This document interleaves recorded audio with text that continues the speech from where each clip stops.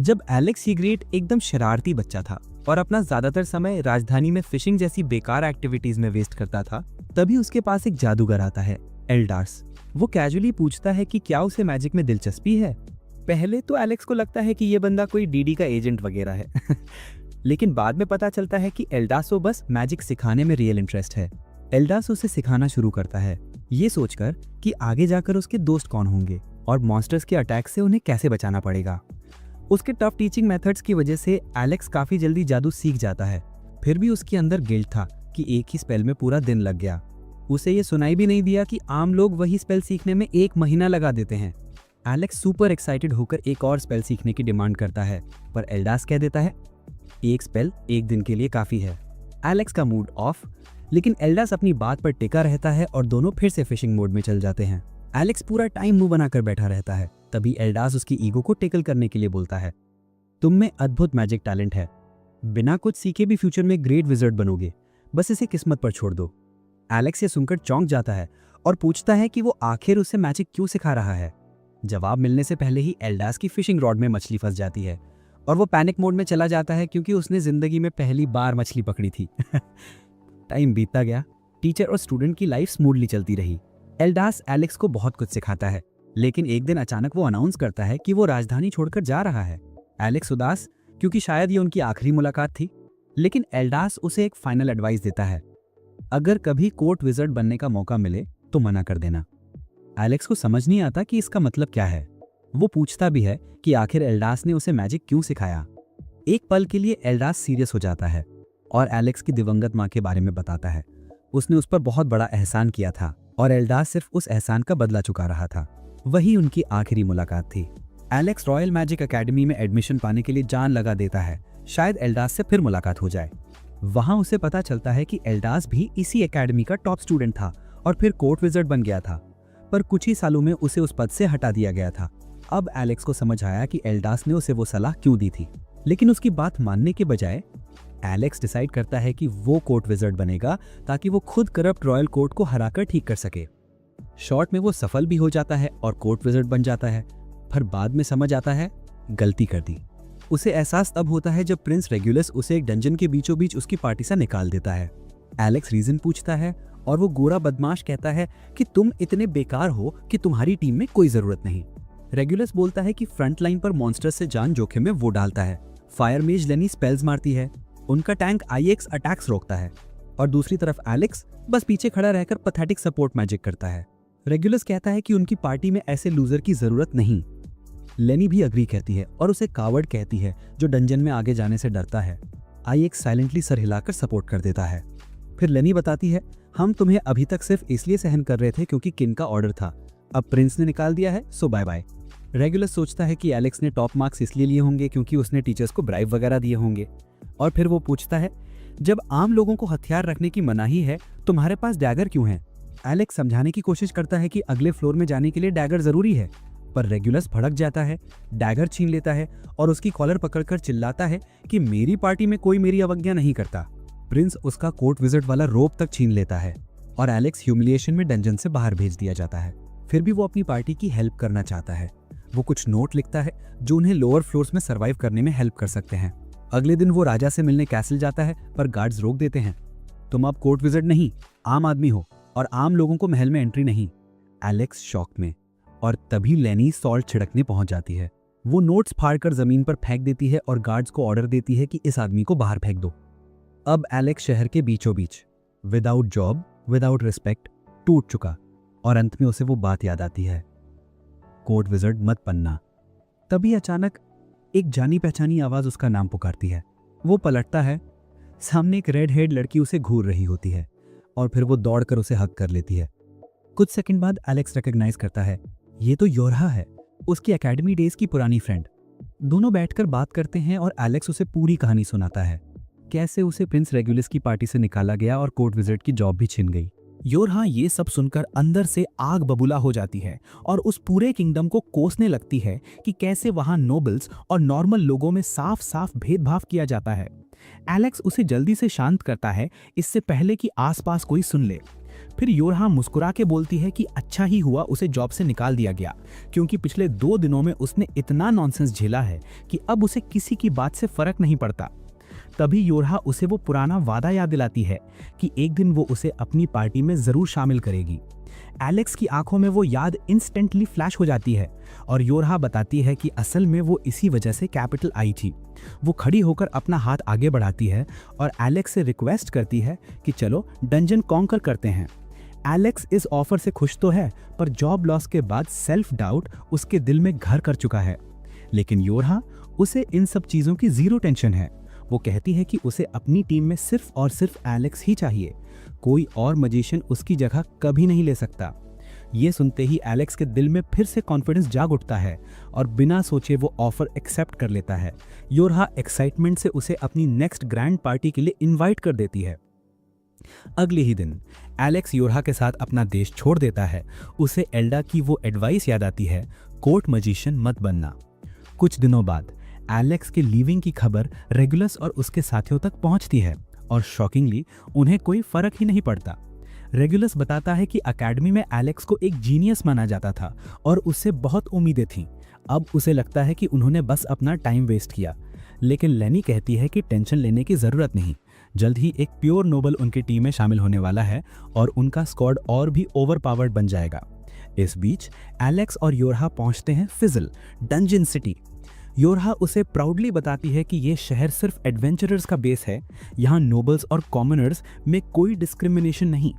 वो चाहती है कि एलेक्स तुरंत एडवेंचरर गिल्ड में रजिस्टर हो, पर जैसे ही वो डेस्क तक पहुंचते हैं एक बड़ा झटका। रिसेप्शनिस्ट बोलती है कि एलेक्स को उनकी पार्टी में रजिस्टर नहीं किया जा सकता क्योंकि वो लोग 30th फ्लोर से ऊपर वाले डंजन्स एक्सप्लोर करते हैं और एलेक्स को कैपेबिलिटी प्रूव करने से पहले 2 साल तक गिल्ड में रहना मैंडेटरी है। योरहा तुरंत भड़क जाती है। वो कहती है एक्सेप्शन बनाओ, लेकिन रिसेप्शनिस्ट साफ मना कर देती है। योरहा पूछती है कि उसकी फ्रेंड क्राजा ने इसके बारे में बात नहीं की। रिसेप्शनिस्ट कंफर्म करती है कि क्राजा यहाँ आई थी और धमकी भी दी थी कि एलेक्स को इंक्लूड करो, लेकिन ऐसे क्रेजी लोग तो डेली मिलते हैं, इसलिए किसी ने उसकी बात सीरियसली नहीं ली। No result. दोनों गिल्ड से बाहर आते हैं और एक पब्लिक पार्क में बैठकर लंच करते हैं। योरहा बताती है कि वो लोग पहले ही डंजन की 52nd फ्लोर तक पहुंच चुके हैं। वो 2 साल वेट बिल्कुल नहीं कर सकती कि एलेक्स उसकी टीम में ऑफिशियली शामिल हो, लेकिन गिव अप वो वर्ड तो उसकी डिक्शनरी में है ही नहीं। इसलिए वो प्रपोज करती है कि अगर डीप डंजन में नहीं जा सकते तो पहले वार्म अप शैलो डंजन कर लेते हैं। एलेक्स अग्री करता है और दोनों पहुंच जाते हैं एक लो लेवल डंजन में जहां सिर्फ इंसेक्ट टाइप मॉन्स्टर्स हैं। योरहा अपना रीइंफोर्समेंट मैजिक यूज करके एलेक्स की स्पीड बूस्ट कर देती है और चारों तरफ दौड़कर आसानी से मॉन्स्टर्स को फिनिश करती जाती है। लेकिन जल्द ही सीन बदलने लगता है। मॉन्स्टर्स कम होने की बजाय और ज़्यादा स्ट्रॉन्ग होते जा रहे हैं। एलेक्स को भी लगता है कि कुछ तो गड़बड़ है, ज़रूर नेस्ट में कोई अनोमली है जो इन्हें बफ कर रहा है, लेकिन अभी सब कंट्रोल में है। फाइट के दौरान योरहा अपनी शील्ड एक्टिवेट करके नेस्ट की डायरेक्शन में आगे बढ़ने लगती है। एलेक्स वार्न करता है कि ये रिस्की है, पर वो कैजुअली हंसते हुए कहती है, अरे ये तो कुछ भी नहीं। फिर वो दर्द से सच बोलती है, लगता है तुमने अपनी एज खो दी है। पहले वाले एलेक्स होते तो ये इंसेक्ट्स तुम्हारे लिए ज़ीरो डिफिकल्टी होते। ये सुनकर एलेक्स को एल्डा की सीख याद आती है, दोस्तों की रक्षा करना ही असली शक्ति है। वो इंस्टेंटली अग्रेशन मोड ऑन कर देता है, फायरबॉल से कुछ मॉन्स्टर्स को ब्लास्ट करता है, बाकी को डैगर से ख़त्म करता है। तभी एक मैसिव मॉन्स्टर स्वॉम्प उन्हें घेर लेता है, लेकिन अब योरहा घबराती नहीं। वो एक जाइंट बैरियर क्रिएट कर देती है, जिससे एलेक्स के पास टाइम आ जाता है एक वाइड रेंज स्पेल चार्ज करने का। बूम! एक ही स्पेल में सारे इंसेक्ट्स वैनिश। चुप्पी छा जाती है। योरहा उसकी पीठ पर हाथ रखकर प्राउडली बोलती है, देखा अभी भी स्पार्क बाकी है। तभी जमीन हिलने लगती है और नीचे से एक जाइंट वर्म निकल आता है। शॉक में वो सीधे योरहा पर जंप कर उसे निगलने ही वाला होता है। एलेक्स चिल्लाता है, शील्ड एक्टिवेट रखो, मैं हूं ना। योरहा उस पर पूरा विश्वास करती है और मैजिक शील्ड रेस कर देती है। एलेक्स आग का एक विशाल सरपेंट समन करता है और उस वर्म को पूरी तरह जला के राख बना देता है। योरहा को फायर से कोई डैमेज नहीं होता और ज़मीन पर उतरते ही वो एलेक्स की तरफ दौड़ के आती है। वो एक्साइटेड होकर कहती है कि वो अभी भी सबसे पावरफुल ऑफेंसिव मेज है जिसे वो जानती है, और ये बैटल उसे एकेडमी के दिनों में ले गई, वो टाइम जब उन्होंने एक 5 हेडेड ड्रैगन से फाइट की थी। जिसकी स्किल्स अत्यंत हार्ड और अटैक सुपर ब्रूटल थे, लेकिन एलेक्स ने प्रॉपर तैयारी के बाद सिर्फ एक ही स्पेल से उस मॉन्स्टर को खत्म कर दिया था। और उसी जीत की बदौलत वे 68th फ्लोर तक पहुंच पाए, न्यू अकेडमी रिकॉर्ड। उस टाइम जब वो बॉस को हराकर अकेडमी लौटे थे तो उन्हें the best team of the era कहा गया था। यहाँ तक कि उनकी ड्वार्फ इंस्ट्रक्टर रोजी भी समझ गई थी कि इन 4 स्टूडेंट्स में कुछ तो खास है। अनबीटेबल टीम वर्क, ट्रस्ट और परफेक्ट कोऑर्डिनेशन। हाँ, वे डंजन से घायल और खून में लथपथ लौटे थे, लेकिन चेहरे पर ह्यूज स्माइल्स थीं, क्योंकि उन्होंने सिर्फ रिकॉर्ड नहीं तोड़ा था बल्कि उसे बुरी तरह स्मैश कर दिया था।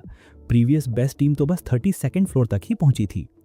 और अब एलेक्स फिर से उसी लेजेंडरी ग्रुप का हिस्सा बनने की ओर बढ़ रहा है। आखिरकार ग्रेजुएशन का दिन आ ही गया और बॉनी रोजी ने अपने अंक घोषित किए।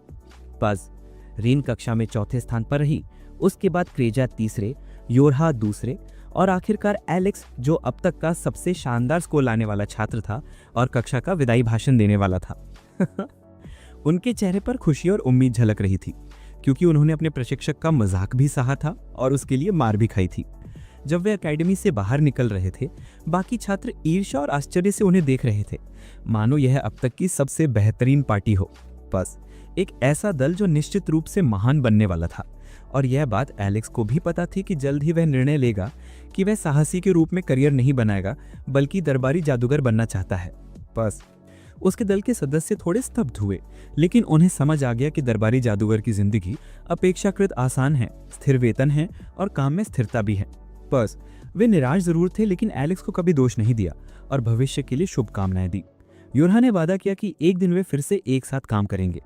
बस वर्तमान में वही वादा साकार होता दिखता है जब योरहा और एलेक्स एक साथ जश्न मनाते हैं। बस एक गिलास शराब के बाद योरहा पूरी तरह नशे में धुत हो जाती है। उसे इस बात पर गुस्सा आता है कि वे अभी भी गहरी काल कोठरी में नहीं जा सकते, लेकिन जल्दी ही वही बेंच पर सो जाती है। एलेक्स मुस्कुराता है और याद करता है कि एकेडमी के दिनों में भी वे लगभग ऐसी ही थी। बस एक सच्चे सिंप की तरह वह अपनी जैकेट उसके ऊपर डाल देता है ताकि वह गर्म रहे। बस लेकिन बार के अंदर एक आदमी है जो सिंप लोगों को पसंद नहीं करता, क्योंकि वह सिग्मा ग्राइंड में है। वह एलेक्स के पास आता है और उसके बीटा होने का मजाक उड़ाता है, लेकिन एलेक्स उसे पूरी तरह अनदेखा कर देता है, क्योंकि वह आदमी एंड्रू टेटर टॉट का फैन है। गुस्से में वह बोतल उठाता है, लेकिन एलेक्स तुरंत मैना शील्ड का इस्तेमाल करता है और हमले को रोक देता है। बस आदमी खुश होकर मुस्कुराता है कि आखिरकार उसे ध्यान मिला। बस वह पहले से जानता था कि एलेक्स दरबारी जादूगर है और कहता है कि उसे उम्मीद नहीं थी कि कोई कुलीन साहसी बनने की कोशिश में घूमेगा। बस फिर वह अपनी जेब से एक कार्ड निकालता है जो साहसी पास होता है और उसे मेज पर रख देता है। एलेक्स उलझन में है और पूछता है कि यह क्या है, लेकिन आदमी बस इतना कहता है कि बोटल से उसकी परीक्षा लेने के लिए माफी मांग रहा है, लेकिन एक शर्त भी है। अगर एलेक्स पास लेना चाहता है तो उसे अपना जादू दिखाना होगा।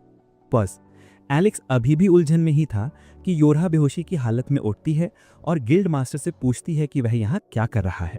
बस एलेक्स समझ नहीं पाता कि पास क्यों दिया जा रहा है, लेकिन गिल्ड मास्टर बिल्कुल शांत रहता है।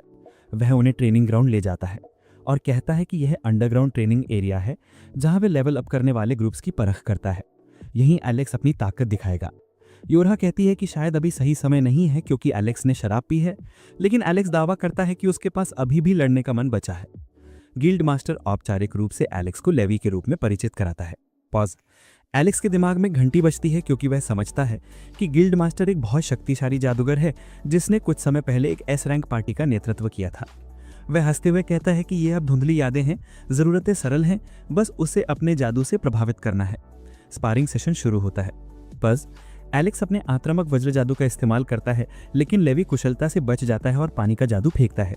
एलेक्स चकमा देता है और समझता है कि रेंज में लेवी का पलड़ा भारी है। वह नजदीकी मुकाबले की रणनीति अपनाता है, लेकिन लेवी पीछे हटने के बजाय जमीन पर मुक्के पटकता है और सुदृढ़ीकरण जादू से अपनी गति बढ़ाता है।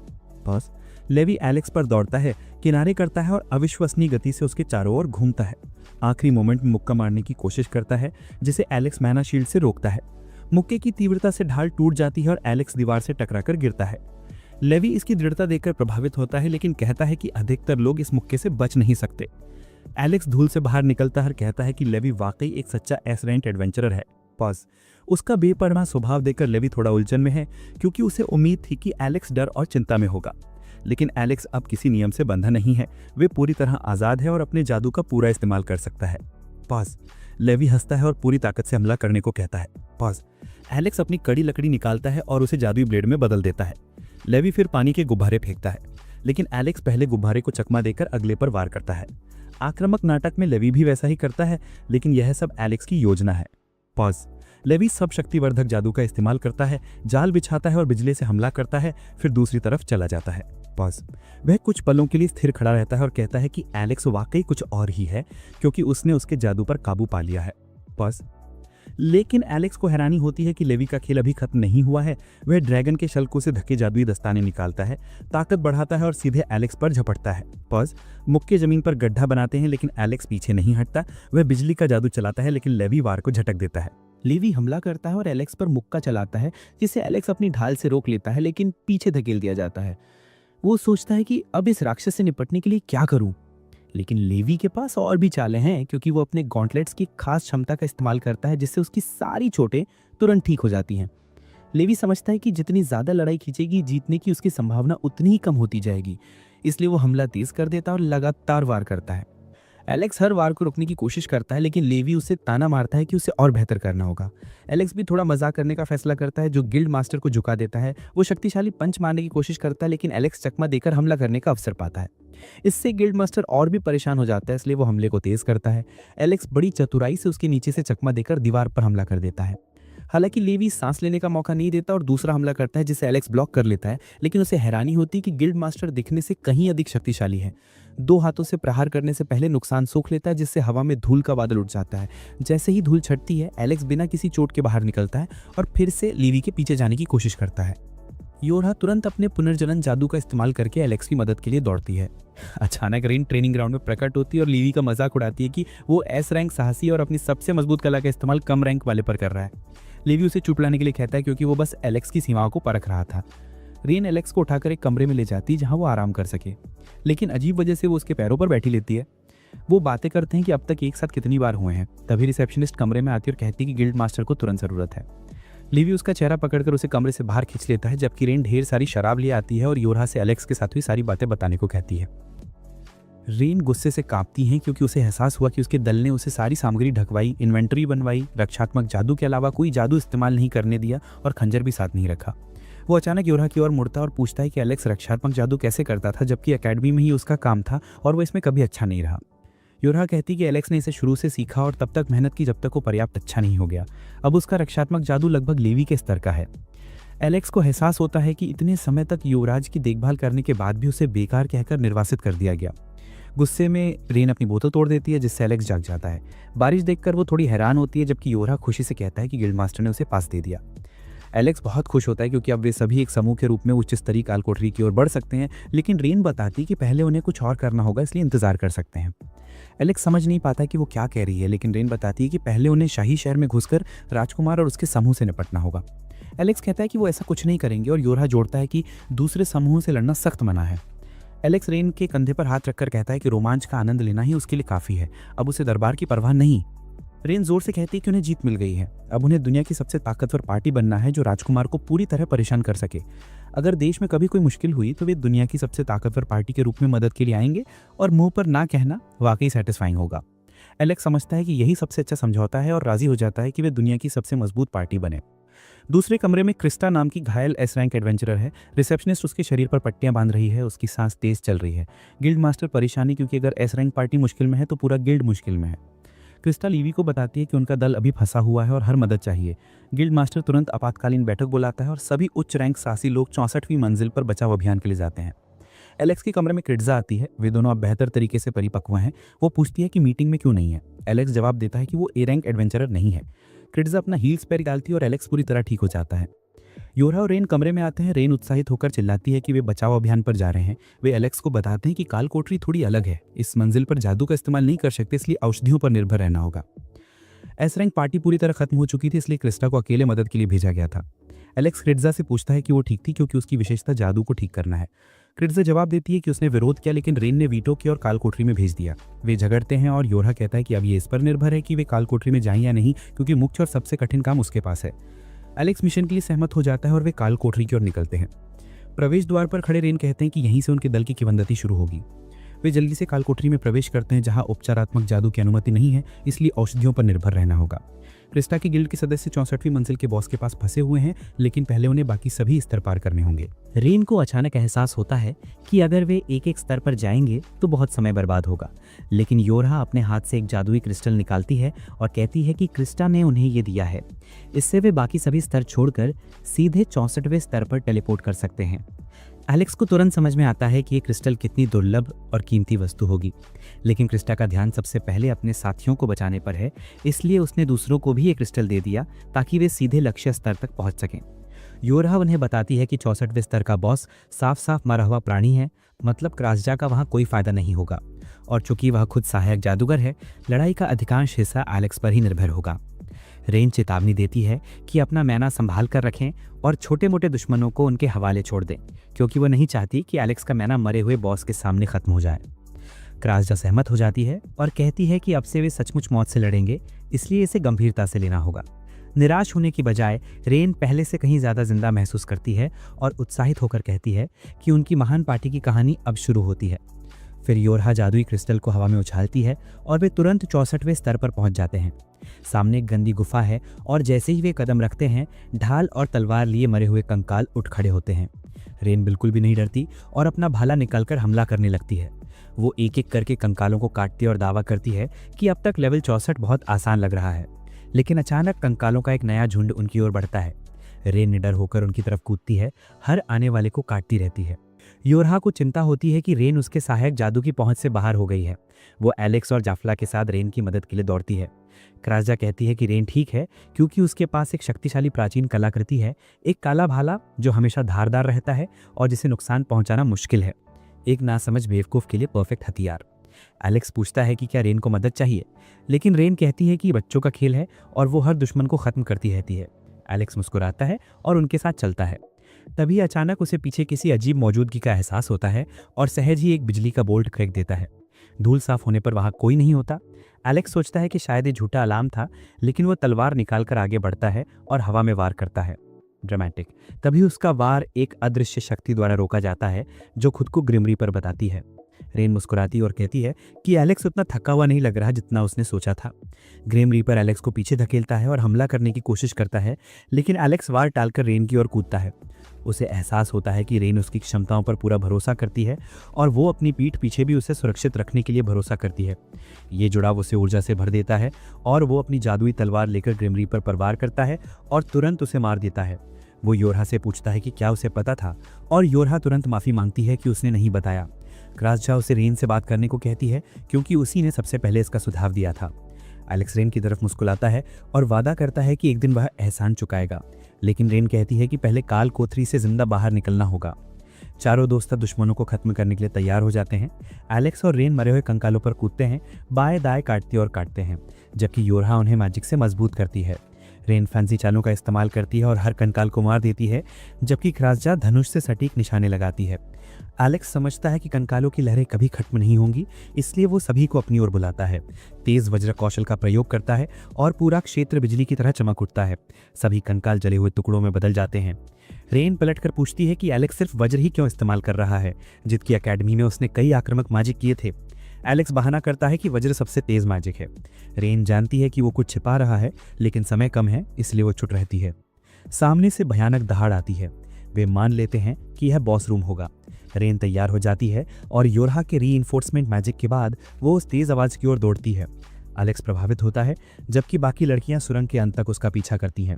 बाहर निकलते ही वे रेन को कगार पर देखते हैं, जो एक विशाल राक्षस और एक कटोरी की तरह दिखने वाले साहसी व्यक्ति का पीछा करता है। एलेक्स तुरंत उस आदमी को बचाना चाहता है, लेकिन रेन ध्यान नहीं देती। वो कहती है कि जादूगर का नाम लोकी है, जो रेक्रोमा समूह का सबसे बड़ा बदमाश है। क्रासजा सिर हिलाकर कहती है कि लोकी वाकई चालाक सहायक जादूगर है। एलेक्स यकीन नहीं कर पाता, लेकिन लोकी चिल्लाते हुए रेन की मदद के लिए दौड़ता है और वादा करता है कि अगर मर गया तो हर दिन परेशान करेगा। रेन उसकी परवाह नहीं करती, लेकिन जब लोकी गिरता है और राक्षस उसे पकड़ने वाला होता है, एलेक्स तुरंत कार्रवाई के लिए तैयार हो जाता है। क्रासजा कहती है कि इंतजार करो, यही लोकी का तरीका है।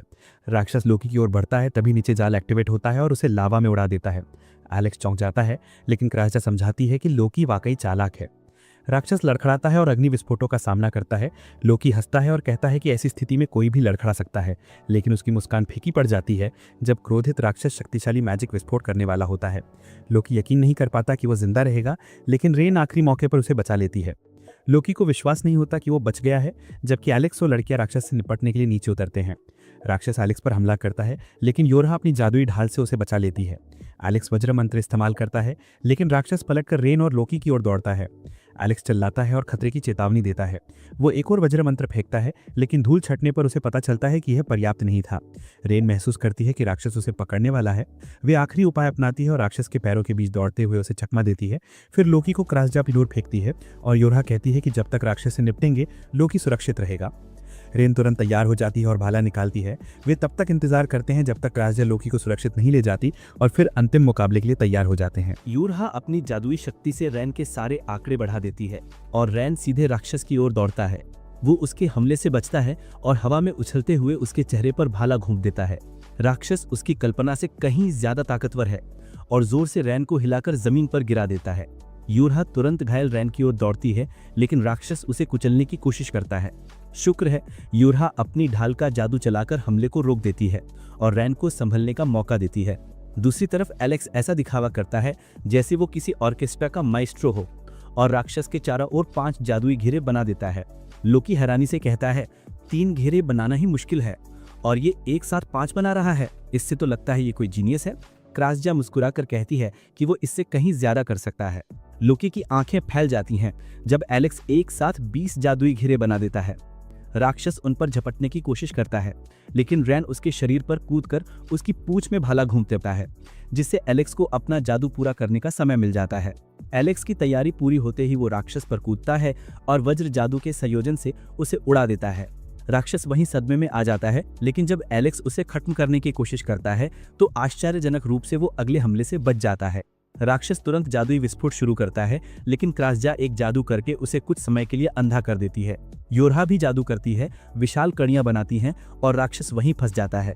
रैन फुर्ती से हमला करता है, भाला घुमाकर राक्षस के सिर में भाला घूंप देता है। एलेक्स उसकी मदद करने के लिए तैयार हो जाता है, लेकिन राक्षस अब भी हिलने डुलने में सक्षम है और एक बार फिर शक्तिशाली जादुई विस्फोट करने की कोशिश करता है। एलेक्स बेखौफ खड़ा होता है और वो जादुई मंत्र तैयार करता है जो पूरी दुनिया में सिर्फ 2 लोग जानते हैं। एक है उसका गुरु इल्डाज, जिसने इसे बनाया, और दूसरा खुद एलेक्स, जिसने इल्डाज से इसे सीखा। जैसे ही राक्षस एलेक्स की ओर जादू प्रहार करता है, वो प्रतिबिंब जादू का प्रयोग करता है और दोगुनी तीव्रता से बदला लेता है। लेकिन राक्षस वाकई बहुत ताकतवर है और इससे भी बच निकलता है। बमुश्किल अपनी जान बचाकर राक्षस एक बार फिर हमला करने वाला होता है। इस बार एलेक्स परावर्तन जादू के साथ कई जादुई घेरे बनाता है और राक्षस को भयानक नरक में घेर लेता है। रैन राक्षस का सिर आधा काटकर काम पूरा करता है। विजय के बाद वे जश्न मनाने लगते हैं, लेकिन एलेक्स मदद के लिए लोकी को धन्यवाद देता है और वो कहता है कि वो पहले से सब जानता था क्योंकि वो दरबारी जादूगर है। एलेक्स जवाब देता है कि उसने वो काम छोड़ दिया है। लोकी कहता है कि ये राजकुमार और उसके दल के लिए बड़ा नुकसान है। फिर वो कहता है कि जिस राक्षस से वो लड़ रहे थे वो असली फ्लोर बॉस नहीं बल्कि एक सब बॉस था। सब बॉस इतना मूर्ख था कि अपने पीछे खुद को अलग थलग कर लिया। एलेक्स और साथियों को ये सुनकर सचमुच चौंक लगती है। लोकी बताता है कि सब बॉस असल में नेक्रोमैंसर है, काले कवच पहने एक शूरवीर की तरह। वो दावा करता है कि शारीरिक हमले उतने असरदार नहीं हैं और सिर्फ थोड़े समय के लिए काम करते हैं। फिर वो एलेक्स की ओर मुड़ता है और उसे जादू की छड़ी देता है जिसके सिरे पर क्रॉस बना है। एलेक्स तुरंत पहचान लेता है। लोकी बताता है कि ये प्राचीन कलाकृति है और एलेक्स के हाथ में आते ही वो तलवार में बदल जाती है। रैन हैरान है, पूछता है लोकी इतनी कीमती चीज क्यों दे रहा है। लोकी बस हंसता है और कहता है कि वो एलेक्स को मोहरा बनाकर इस्तेमाल करना चाहता है। सब चौंक जाते हैं, लेकिन लोकी समझाता है कि एलेक्स कमजोर जादूगर लगता है। अगर वो मोहरा बनेगा तो बॉस को अपनी ओर खींचेगा, फिर वे घात लगाकर बॉस को हराकर एस रैंक राक्षस को हराने का गौरव पा सकते हैं। इसी बीच एलेक्स और बाकी लोग कालकोठरी में अपनी जान बचाने के लिए संघर्ष कर रहे थे, जबकि राजकुमार और उसका दल महाद्वीप के दूसरे ओर थे, लेकिन उनकी हालत बिल्कुल उल्टी थी। वो गुफाओं में इधर उधर भागते हुए कैटरपिलर राक्षसों के झुंड से बचने की कोशिश कर रहे हैं। राजकुमार उलझन में है। कुछ महीने पहले ये निम्न स्तरीय कैटरपिलर राक्षस आसान अभ्यास होते, लेकिन अब इनसे लड़ना मुश्किल लग रहा है। वो अपनी जादूगरनी से चिल्लाता है कि जानवरों पर अपना आक्रामक जादू चलाओ, लेकिन जादूगरनी डर से कुछ भी नहीं करती और रोने लगती है। राजकुमार गुस्से में कहता है कि ये नीच दिमाग के हारे हुए लोग हैं और खुद राक्षसों का सामना करने के लिए आगे बढ़ता है। वो कसम खाता है कि तलवार की एक ही वार से उन्हें खत्म कर देगा, लेकिन जैसे ही वार करता है राक्षस की सख्त त्वचा पर वार लौट आता है और वो हिल जाता है। बिना देर किए राक्षस राजकुमार को थप्पड़ मारता है। वो जमीन पर गिरता है और साथियों को उसे बचाने के लिए दौड़ना पड़ता है। अपने साथियों की पीठ पर लादे जाने के दौरान राजकुमार सोचता है कि ये सब ठीक नहीं लग रहा। उसका शरीर भारी लगता है, हरकतें सुस्त हैं और तलवार बहुत भारी और मुश्किल लग रही है। उसे एहसास होता है कि ये सब तब शुरू हुआ जब उसने एलेक्स को अपनी पार्टी से निकाल दिया था। एलेक्स बेहतरीन दरबारी जादूगर था और सहायक जादू इतनी सहजता से करता था कि राजकुमार और पार्टी हमेशा सोचते थे कि वो अविश्वसनीय रूप से शक्तिशाली हैं। सच तो ये था कि एलेक्स ने उनकी क्षमताएं इतनी बढ़ा दी थीं कि किसी को पता ही नहीं चलता, लेकिन राजकुमार कभी यकीन नहीं करता। वो बस सोचता है कि एलेक्स ने गुस्से में उसे श्राप दे दिया होगा। जब वो महल लौटता है, चिकित्सक मरहम पट्टी करते हैं। इसके बाद वो अपने निजी जादूगर वोगान को बुलाकर जांच करता है कि वो किस श्राप से जूझ रहा है। वोगान कुछ देर जांचता है, फिर बताता है कि कोई श्राप नहीं है। राजकुमार यकीन नहीं करता और दोबारा जांच करने को कहता है, क्योंकि उसे 30वीं लेवल के आसान राक्षस से निपटने में इतनी परेशानी नहीं होती, जबकि वो अब 40वीं मंजिल से आगे जा चुका है। वोगन एक पल रुककर सोचता है और जवाब देता है कि शायद इसकी वजह यह है कि उसके पास अब कोई सहायक जादू नहीं है। राजकुमार के अहंकार को यह बात चोट पहुंचती है और वो घमंड से कहता है, मुझे किसी सहायक जादू की जरूरत नहीं, ये सिर्फ बेहद कमजोर साहसी ही इस्तेमाल करते हैं। वोगन जानता है कि राजकुमार थोड़े मूर्ख हैं और कुछ भी नहीं समझते, लेकिन वो अपनी बात कहने से बचता है और पूछता है, क्या एलेक्स ने आपको नहीं बताया कि 30वीं मंजिल थोड़ी मुश्किल हो सकती है क्योंकि वहां जादू का सहारा काम नहीं करता? राजकुमार जवाब देता है, एलेक्स एक आम किसान है, उसे इस बारे में कुछ पता नहीं। लेकिन वोगन इस बात पर यकीन नहीं करता। वो कहता है कि एलेक्स उस दिग्गज दल में था जिसने पिछले सारे रिकॉर्ड तोड़ दिए और स्नातक होने से पहले ही 68वीं मंजिल तक पहुंच गया। राजकुमार हंसते हुए कहता है, कोई आम किसान ऐसा करने का सपना भी नहीं देख सकता, ये सब कहानियां तो आम लोग अपनी भलाई के लिए गढ़ते हैं। वोगन को एहसास होता है कि राजकुमार जैसे बेवकूफ से बहस करना बेकार है, लेकिन उससे पहले ही एक दूत दरवाजा खोलता है और राजकुमार को दरबार में बुलाया जाता है, क्योंकि उसके पिता राजा उसे पूर्व दरबारी जादूगर एलेक्स के बारे में बात करना चाहते हैं।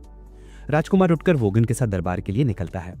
दरबार पहुंचते ही वे अपने पिता को सिंहासन पर बैठे पाते हैं और पूछते हैं कि वे किस बारे में बात करना चाहते हैं। राजा सीधे सवाल करते हैं, क्या तुम्हें दरबारी जादूगर एल्डास याद है? राजकुमार थोड़ा उलझन में है क्योंकि वो उस समय बहुत छोटा था। राजा बताते हैं कि बहुत समय पहले एल्डास नाम का एक सरदार दरबारी जादूगर बनकर उनके पास आया था। उसका परिवार प्रभावशाली था, इसलिए उसे जादूगर के रूप में सिफारिश और चुना जाना आसान था। लेकिन एल्डास दूसरों से अलग था। उसने लगातार भेदभाव के खिलाफ लड़ाई लड़ी और राजा से कहा कि राज्य की कार्यप्रणाली बदलनी होगी। इस अपमान से क्रोधित होकर राजा ने उसे निर्वासित कर दिया और उसकी सभी उपाधियां और कुलनाम छीन लिए। राजकुमार मन ही मन हंसता है और कहता है, उस मूर्ख जादूगर को यही मिलना चाहिए था। कोई कुलीन भी राजा से इस तरह बात नहीं कर सकता। उसके पिता उदास आंखों से उसे देखते हैं और कहते हैं, एल्डास अलग था। उसने आम आदमी की तरह जादू अकेडमी में दाखिला लिया और अपनी कक्षाओं में अव्वल रहा। स्नातक होते समय वो अव्वल छात्र और विदाई भाषण देने वाला बना। इसी वजह से उसे एक बार फिर दरबारी जादूगर चुना गया, लेकिन इस बार सिर्फ उसके हुनर की वजह से, न कि परिवार के रुतबे से। राजा बताते हैं कि एल्डास उसे 2 साल तक ये सिखाता रहा कि आम लोगों के साथ कैसे व्यवहार करना चाहिए, क्योंकि उनमें से कुछ के पास अद्भुत हुनर है। लेकिन राजा ने उसकी एक न सुनी और एक दिन एल्डास अचानक गायब हो गया। राजकुमार उलझन में है कि पिता ये सब क्यों बता रहे हैं, लेकिन आखिरकार राजा कहते हैं कि अब समय आ गया है कि राज्य की कार्यप्रणाली सुधारी जाए और एलेक्स जैसे प्रतिभाशाली आम लोगों की जरूरत है। राजकुमार अपने कानों पर विश्वास नहीं करता और कहता है, एलेक्स एक बेकार इंसान है। लेकिन राजा एक फटा हुआ चर्मपत्र निकालते हैं जिस पर पूरी 30वीं मंजिल का विवरण, वहां पाए जाने वाले राक्षसों का नक्शा और उसे साफ करने का तरीका लिखा है। राजा का दावा है कि केवल वही व्यक्ति जो 30वीं मंजिल को कई बार साफ कर चुका हो उसे इतने विस्तार से लिख सकता है। राजकुमार चौंक जाता है और कहता है, हम किसी आम आदमी से मदद नहीं मांग सकते, ये मेरी शिक्षा के खिलाफ है। राजा शर्म से झुकते हैं और कहते हैं कि उसके अपने तरीके कई मायनों में गलत रहे हैं, लेकिन वो उन्हें सुधारेंगे। अब मूल्यांकन वर्ग और पद से नहीं बल्कि कौशल और शक्ति से किया जाएगा। राजकुमार अविश्वास से पिता को घूरता है, फिर बीमार होने का बहाना बनाकर दरबार छोड़ देता है। मुख्य काल कोठरी में लोकी अभी भी फ्लोर बॉस से निपटने की योजना बना रहा है। वो एलेक्स से कहता है कि सिर्फ दी हुई तलवार का इस्तेमाल करे, किसी जादू का नहीं। एलेक्स अभी पूरी योजना को नहीं समझ पा रहा है और कहता है, राक्षस शारीरिक प्रहारों से सुरक्षित है को तलवार क्यों? राजा को अचानक एहसास होता है कि लोकी राक्षस को यह सोचने पर मजबूर करना चाहता है कि एलेक्स असल में तलवारबाज है, जादूगर नहीं, ताकि राक्षस उसे खतरा न समझे। लेकिन इसका मतलब उसे समझ नहीं आता, क्योंकि राक्षस वैसे भी हमला करेगा। लोकी अपनी उंगली हिलाते हुए कहता है कि वो यकीन है राक्षस बुद्धिमान है और अपनी चाल पहले से तय कर सकता है। वो तलवारबाजी में भी माहिर है। एलेक्स चौंक जाता है, लेकिन उत्साहित भी है क्योंकि वो सचमुच ऐसे राक्षस को देखना चाहता है। आखिरकार वे योजना पर सहमत हो जाते हैं, लेकिन बॉस रूम अभी दूर है। लोकी का दावा है कि वे आसानी से वहां टेलीपोर्ट हो सकते हैं। योरा घबरा जाती है और कहती है कि टेलीपोर्टेशन जादू बेहद गोपनीय है, सिर्फ उच्च अधिकारी इस्तेमाल करते हैं। लेकिन रेन जानता है कि लोकी इसे आसानी से कर सकता है।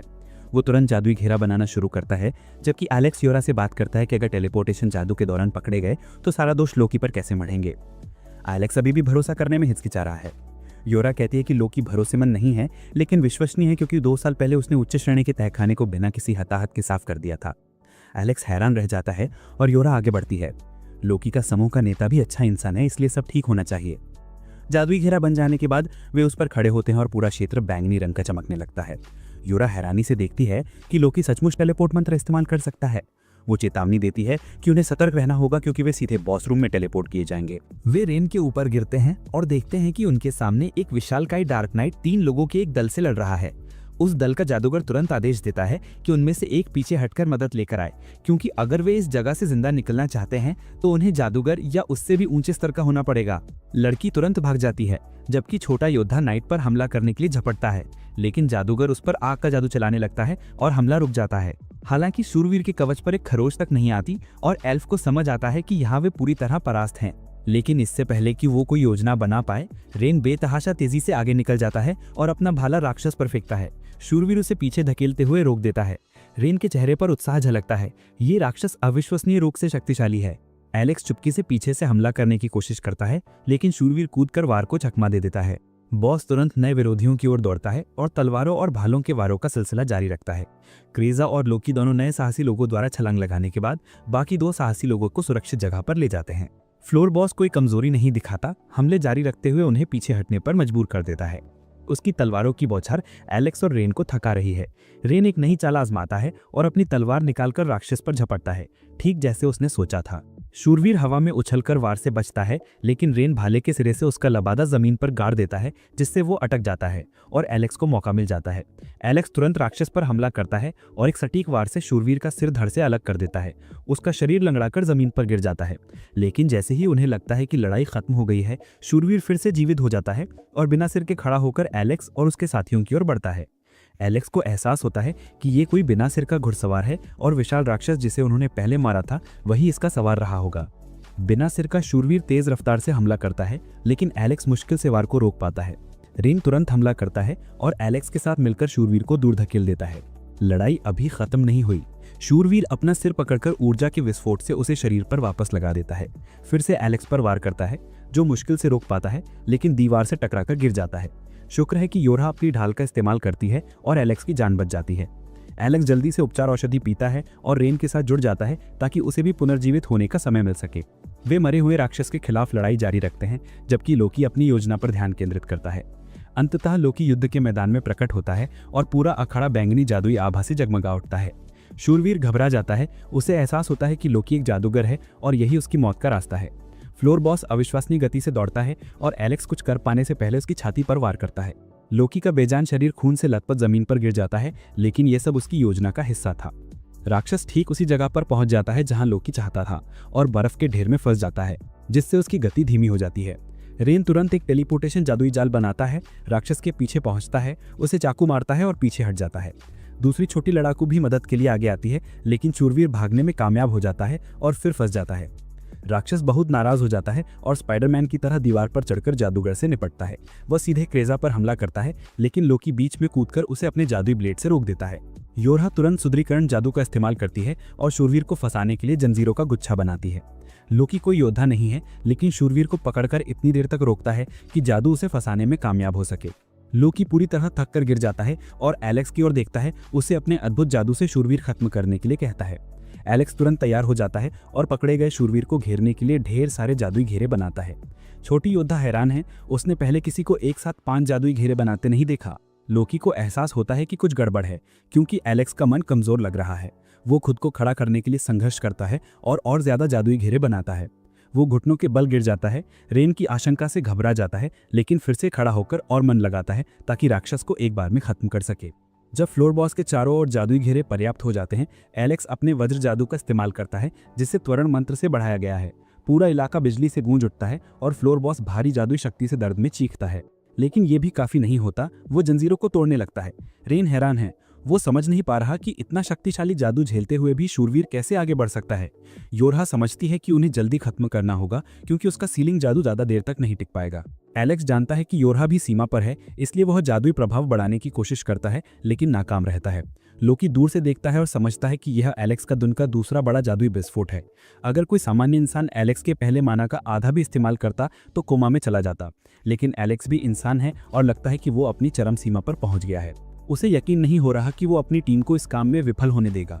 उसे याद है कि कितनी बेरहमी से उसे दरबारी जादूगर के पद से भगा दिया गया था, और हालांकि उसने स्कूल के दोस्तों को छोड़ दिया था, योरहा ने फिर भी खुशी खुशी उसे अपने ग्रुप में शामिल किया था। रेन और क्रेजा दोनों ही एलेक्स के साथ पूरी तरह तालमेल में थे और जानलेवा परिस्थितियों में भी उन पर पूरा भरोसा रखते थे। इससे एलेक्स में अचानक ऊर्जा की लहर दौड़ती है और वो अपनी छड़ी को ऐसे लहराता हुआ आगे बढ़ता है मानो कोई ऑर्केस्ट्रा में सबसे बड़ा संगीतकार हो।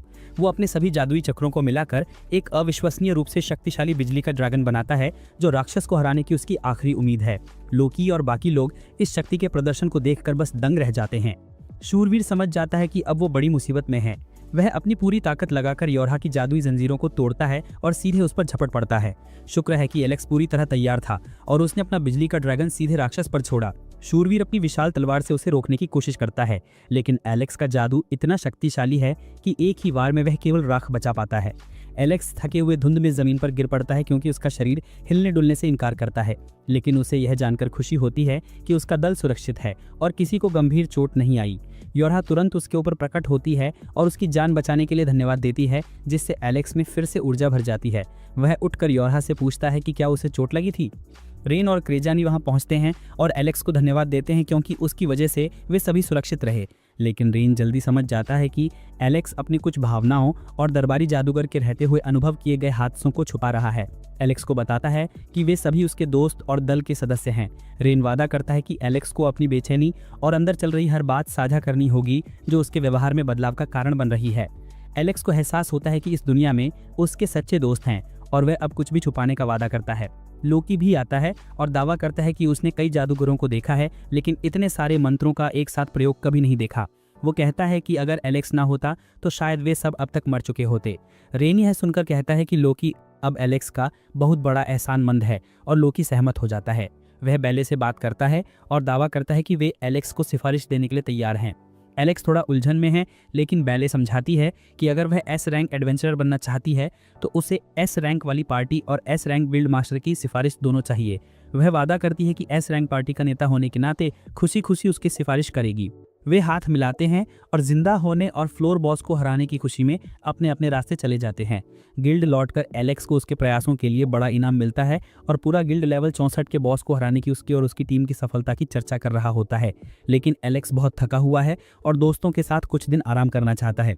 इसी बीच गिल्ड मास्टर उसे रोकता है और कहता है कि उसकी पुरानी नौकरी से कोई आया है।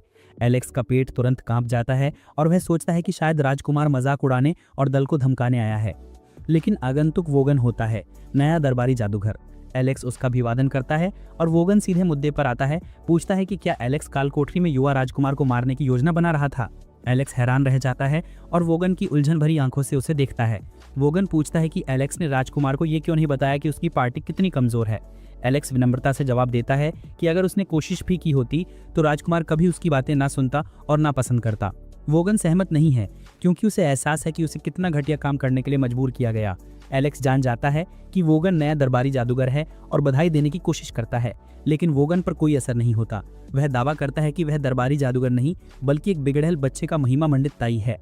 वोगन कहता है कि यह काम उसके समय की बड़ी बर्बादी है और बताता है कि राजकुमार ने अपने दल के साथ 30वीं मंजिल पार करने की कोशिश की, लेकिन बुरी तरह घायल हुआ। एलेक्स डरा हुआ है, लेकिन वोगन उसे चिंता ना करने के लिए कहता है क्योंकि राजकुमार बच गया और ठीक हो गया। अब वोगन को राजकुमार को इस शहर तक ले जाने का आदेश मिला है। एलेक्स शब्दहीन है जब वह पूछता है कि क्या राजकुमार भी यहाँ है। वोगन हिल न कर बताता है कि राजकुमार अभी भी नफरत करता है और उसे कष्ट में देखना चाहता है। एलेक्स पूछता है कि राजकुमार कहाँ है और तय करता है कि उससे बात करके सब कुछ हमेशा के लिए सुलझाएगा। वोगन उसे प्रशिक्षण मैदान में ले जाता है जहां अखाड़े के अंदर राजकुमार खड़ा उसका इंतजार कर रहा होता है। वह एलेक्स की ओर मुड़ता है और बताता है कि उसके पिता राजा राज्य की कार्यप्रणाली बदलना चाहते हैं और उसके पास उनकी बात मानने के अलावा कोई विकल्प नहीं है। एलेक्स हैरान है, लेकिन राजकुमार आगे कहता है कि सिर्फ इसलिए कि वह उनकी बात मान रहा है इसका मतलब यह नहीं कि वह उस पर विश्वास करता है। किसानों और आम लोगों के साथ काम करने वाले रईसों का हश्र मौत से भी बदतर होता है। और एलेक्स जैसे किसानों को उन कुलीन रईसों की हर बात माननी चाहिए जिनका खून शुद्ध और पवित्र माना जाता है।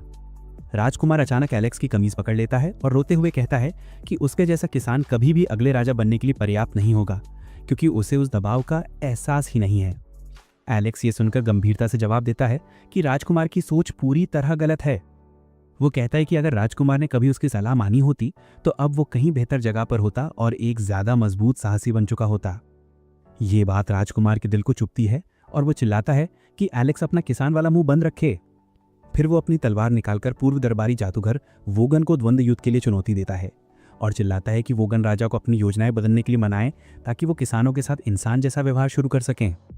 वोगन थोड़ी देर रुकता है और अगर एलेक्स को एक निष्पक्ष द्वंद्व युद्ध में हराया गया तो वो उसकी शर्तों पर सहमत हो जाता है। एलेक्स तुरंत राजकुमार पर झपटता है और तलवार से वार करने की कोशिश करता है। एलेक्स आसानी से वार को रोकता है, लेकिन देखता है कि राजकुमार 2 छोटे खंजरों जैसी प्राचीन कलाकृतियों का इस्तेमाल कर रहा है। वह उसी कहता है, आओ आदमी की तरह सामना करो, और अपने हमलों की झड़ी जारी रखता है जिन्हें एलेक्स बिना सोचे समझे रोकता रहता है। एलेक्स को याद आता है शस्त्रागार में वो पल जब उसने राजकुमार को तलवार की जगह खंजर इस्तेमाल करने का सुझाव दिया था, क्योंकि तलवारें उस समय उसके लिए बहुत भारी थी। खंजरों के साथ राजकुमार पहले से तेज है, लेकिन एलेक्स के सामने उसकी कोई सानी नहीं है। वो बस किनारे हट जाता है और राजकुमार गिड़गिड़ाते हुए जमीन पर गिर जाता है। गुस्से से लाल राजकुमार फिर से उठता है और अपनी पूरी ताकत से हमला शुरू कर देता है। वहीं वोगन बताता है कि उसने राजकुमार को खंजर इस्तेमाल करने पर मजबूर किया था, क्योंकि उसे ऐसे बेवकूफ़ बर्दाश्त नहीं होते जो नहीं जानते कि वो क्या कर रहे हैं। एलेक्स लगातार राजकुमार के हर हमले को नाकाम करता है और अपनी छड़ी निकाल लेता है। राजकुमार घृणा से छड़ी को देखता है, याद करता है कि जब वो अकेले एक भी लेवल पार नहीं कर पाया था तब वो कितना उलझन में था। तभी उसे एहसास होता है कि वो इतना शक्तिशाली सिर्फ एलेक्स के सहायक जादू की वजह से महसूस कर रहा था। वो विश्वास करने से इनकार कर देता है और सोचता रहता है कि उसकी ताकत कम होने के पीछे कौन कौन से कारण और श्राप हो सकते हैं। आखिरकार वोगन ने एलेक्स द्वारा राजधानी छोड़ने से पहले बनाई गई योजना के टुकड़े टुकड़े कर दिए। एलेक्स ने हर अंश को बखूबी चित्रित किया, हर राक्षस और उसे हराने के तरीकों का वर्णन किया और राजकुमार की कमजोरियों और खूबियों को ध्यान में रखते हुए आगे बढ़ने के सबसे सही रास्ते सुझाए। राजकुमार को तभी एहसास होता है कि एलेक्स वाकई तलापति है, लेकिन वो इसे बर्दाश्त नहीं कर सकता। वो चिल्लाता है कि एलेक्स अपनी कलाकृतियां प्रकट करे और असली ताकत दिखाए। ये सुनकर एलेक्स फैसला करता है कि अब तमाशा खत्म करना होगा और वार करने से पहले अपनी पुरानी तलवार निकालता है। सिर्फ आभा ही राजकुमार की पैंट गीली करने के लिए काफी थी और वो कांपने लगता है, हिलने डुलने में असमर्थ। पल भर में एलेक्स उसकी ओर दौड़ा और अपनी तलवार पूरी ताकत से घुमाई, जिसे धूल का विशाल बादल बन गया। जब बादल छटा तो राजकुमार जमीन पर कांपता हुआ पाया गया, लेकिन उसे कोई चोट नहीं लगी क्योंकि एलेक्स ने वार बगल की जमीन पर किया था। राजकुमार आखिरकार टूट जाता है और कहता है कि वो अपनी जान दे दे क्योंकि वो कुछ भी नहीं कर पाया। वो एलेक्स को याद दिलाता है कि पार्टी में उसके साथ कैसा व्यवहार हुआ था, लेकिन एलेक्स बस हंसता है और उसे उठाने के लिए हाथ बढ़ाता है। राजकुमार अब शांत हो चुका होता है और खुद ही उठकर माफी मांगता है। वो दरबारी जादूगर की पोशाक निकालकर एलेक्स को दे देता है। एलेक्स उलझन में खड़ा है, लेकिन वोगन कहता है कि राजा उसे वापस दरबारी जादूगर के रूप में चाहते हैं। वो मुहर वाला चर्म पत्र निकालता है। एलेक्स एक पल के लिए देखता है और पूछता है कि क्या ये आदेश है। वोगन जवाब देता है कि नहीं, ये बस एक अनुरोध है। एलेक्स मुस्कुराता है और निमंत्रण अस्वीकार कर देता है। कहता है कि अब वो एक ऐसे दल का हिस्सा है जिसे वो छोड़ना नहीं चाहता। राजकुमार एलेक्स पर पोशाक फेंक देता है और वापस जाने के लिए मुड़ जाता है, वोगन को साथ बुला के कि अब उसे और ट्रेनिंग चाहिए। एलेक्स अखाड़े से राजकुमार को जाते हुए देखता है और महसूस करता है कि आज राजकुमार पूरी तरह इंसान बन चुका है और अब राज्य शायद बेहतर हाथों में है। अगले दिन एलेक्स अपने दोस्तों से पूछता है कि क्या वो आज़ाद है, क्योंकि उसे उनसे एक एहसान मांगना है। सब बताते हैं कि वो फ्री हैं, लेकिन जैसे ही एलेक्स कहता है कि वो उन्हें शहर घुमाना चाहता है, रेन तुरंत रोने लगता है कि पेट में बहुत तेज दर्द है और उसे पूरा दिन टॉयलेट में बिताना होगा। क्रेजा कहती है कि उसे ज़रूरी काम याद आ गया और वो कमरे से निकल जाती है। एलेक्स को जोरा के साथ जाने के लिए कहती है। जोरा हंसते हुए पूछती है कि क्या एलेक्स किसी और दिन शहर घूमना चाहेगा। वो जवाब देता है कि उसे बस कोई चाहिए जो उसे घुमाए, और जोरा उत्साह से कहती है कि वो उसे वो हर जगह दिखाएगी जो वो जानती है। वो पहले बाजार पहुंचते हैं, जहां जोरा बताती है कि फिजित साहसी लोगों का शहर है और लगभग हर जगह से हथियार और औषधियां मिल सकती हैं, लेकिन असली खजाना ढूंढना हो तो बाजार की अच्छी जानकारी जरूरी है। जोरा उसे धोखेबाज व्यापारियों से सावधान रहने को कहती है जो नौसिखियों को बरगलाने की कोशिश करते हैं। आयरोनिकली वो खुद एक व्यापारी के झांसे में आ जाती है जो ऐसी गोलियां बेच रहा है जिससे वो सबरीना कारपेंटर जैसी दिख सकती है। एलेक्स उसका हाथ पकड़ के उसे दूर खींच लेता है और जोरा का दिल तेज धड़कता है। खैर वो फिर बाजार में घूमते हैं और एलेक्स कहता है कि वे रेन या क्रेजा को खरीदारी करने दे सकते हैं। जोरा भरोसा नहीं करती क्योंकि पिछली बार जब उन्होंने उन्हें खरीदारी करने भेजा था रेन ने जोरो का कॉस्प्ले करने के लिए तलवारें और क्रेजा ने एक बड़ा टेडी बियर खरीद लिया था। वो कहती है कि अब पार्टी की खरीदारी उन पर भरोसा नहीं किया जा सकता। एलेक्स भी मानता है क्योंकि उसने केवल कैंडी और नकली गोलियां खरीदी थी। वो तय करता है कि अब से पार्टी की खरीदारी वो खुद करेगा और जोरा ये सुनकर खुश हो जाती है। इसके कुछ देर बाद उन्हें एक कैफे दिखाई देता है और एलेक्स सभी को आराम करने का सुझाव देता है। कॉफी पीते हुए एलेक्स पूछता है, तो क्रेजा और रेन, तुम लोग लोकी के इतने खिलाफ क्यों हो? जोरा थोड़ी मुस्कुराते हुए कहती है, ये लंबी कहानी है। वह बताती है कि ये सब रेन के कलाकृति मिलने से पहले शुरू हुआ था और वह हमेशा की तरह थोड़ा लापरवाह और बेफिक्र था। युद्ध के मैदान में अपने हथियारों को बेतहाशा इधर उधर फेंकता रहता था, लेकिन बाहर निकलते ही उनका बहुत ख्याल रखता था। एलेक्स को अपने एकेडमी के दिनों की ये बात याद आती है जब उसने नया हथियार खरीदने से इनकार कर दिया था क्योंकि पुराना हथियार उसके लिए बहुत खास था। फिर जोरा मुख्य कहानी पर आती है। वह बताती है कि 2 साल पहले वे काल कोठरी में एक ओरांग समूह से मिले थे जो एक शक्तिशाली राक्षस से जूझ रहा था। उन्होंने मदद करने का फैसला किया। संयोग से लोकी और वेल भी वहीं मौजूद थे, इसलिए सबने मिलकर काम किया। लड़ाई के दौरान रेन ने अपनी शरीर को ढाल की तरह इस्तेमाल करके एक ओरांग साहसी को राक्षस के हमले से बचाया। हालांकि वह ठीक होने का नाटक कर रहा था, लेकिन बाहर निकलते समय गिर पड़ा। लोकी और वेल ने उसे उठाने में मदद की, लेकिन बेहोश होने के बावजूद रेन ने अपने भाले को कसकर पकड़ा और हर कदम पे लोकी के सिर पर वार करता रहा। ये देख लोकी गुस्से में आता है और भाला फेंक देता है। कहता है, बहुत टूट गया है, रेन को नया भाला ले लेना चाहिए। एलेक्स अब सब समझ जाता है। जोरा समझाता है कि रेन उस समय बहुत गुस्से में था और बात को और बिगाड़ने के लिए लोकी ने उसे रोने धोने से मना किया था, क्योंकि वैसे भी हथियार तो डिस्पोजेबल होते हैं। जोरा कहता है कि अगर लोकी ने अपना मुंह बंद रखा होता तो मामला जल्दी सुलझ जाता, लेकिन अब उनकी बनती नहीं है। जोरा इस बात से थोड़ा निराश होता है कि उनके बीच हालात कैसे बिगड़ते जा रहे हैं, लेकिन एलेक्स ज्यादा उत्सुक है कि क्रेजा लोकी को क्यों नापसंद करती है। जोरा जवाब देता है, क्रेजा उसे अप्रिय समझता है। उसे लगता है कि वह जहां भी जाता है मुसीबतें ही लाता है। इसके बाद वे अपनी खरीदारी की यात्रा फिर से शुरू करते हैं और एकेडमी के दिनों को याद करते हैं जब उन्हें औषधियां खरीदने के लिए पैसे इकट्ठा करने पड़ते थे। तभी जोरा की नज़र एल्विन रिबन नाम की एक दुर्लभ वस्तु पर पड़ती है जो जादुई शक्ति बढ़ाती है। वह इसे खरीदना चाहती है, लेकिन लगता है कि ये उसके बजट से बाहर है। जैसे ही वह सोचती है कि क्या करे, एलेक्स बिना मोलभाव किए ही उसे खरीदने का फैसला कर लेता है और कहता है, ये तुम्हारा हक है, तुम्हारा जादू हमारी पार्टी में लड़ाई जारी रखता है। जोरा रिबन पाकर बहुत खुश होती है और वे फिर से शहर में अपनी यात्रा जारी रखते हैं। वे सूर्यास्त देखने के लिए घंटाघर पर चढ़ते हैं और अपनी यात्रा का अंत करते हैं। एलेक्स कहता है, अब सचमुच मैं एक साहसिक व्यक्ति जैसा महसूस कर रहा हूँ। ये सुनकर जोरा अचानक परेशान हो जाती है और स्वीकार करती है कि जब वह राजधानी में एलेक्स से मिली थी तो उसे लगता था कि वह उसकी परिस्थितियों का फायदा उठा सकती है। ये जानते हुए कि एलेक्स अभी अभी अपने पद से नौकरी से निकाला गया है, उसने उसे अपनी पार्टी में शामिल होने का आमंत्रण दिया, लेकिन अब उसे लगता है कि ये जगह उसके लिए सही नहीं है। वह एलेक्स से कहती है, अगर तुम्हारी महत्वाकांक्षाएं बड़ी हैं तो शायद तुम्हें अपना फैसला बदलना पड़े। वो हल्की सी मुस्कान के साथ कहता है कि अब इन छोटी मोटी बातों का उस पर कोई असर नहीं पड़ता। उसका कहना है कि उसने अपने पूरे पास्ट को पीछे छोड़ दिया है और अब अपने दोस्तों के साथ मिलकर स्ट्रॉन्गेस्ट एडवेंचरर बनने का थॉट उसे सच में खुशी देता है। ये सुनकर योरहा की खुशी लिटरली चेहरे पर चमकने लगती है और वो तुरंत उसे याद दिलाती है कि अब अपना दिया हुआ प्रॉमिस तोड़ना बिल्कुल अलाउड नहीं है। वो half joking half threatening tone में कहती है कि अगर एलेक ने भागने की कोशिश भी की तो वो रेन को भेजकर दुनिया की आखिरी कोने तक उसका पीछा करवा देगी, क्योंकि उसे पता है कि एलेक हर चीज दिल में दबाकर रखने वाला लड़का है।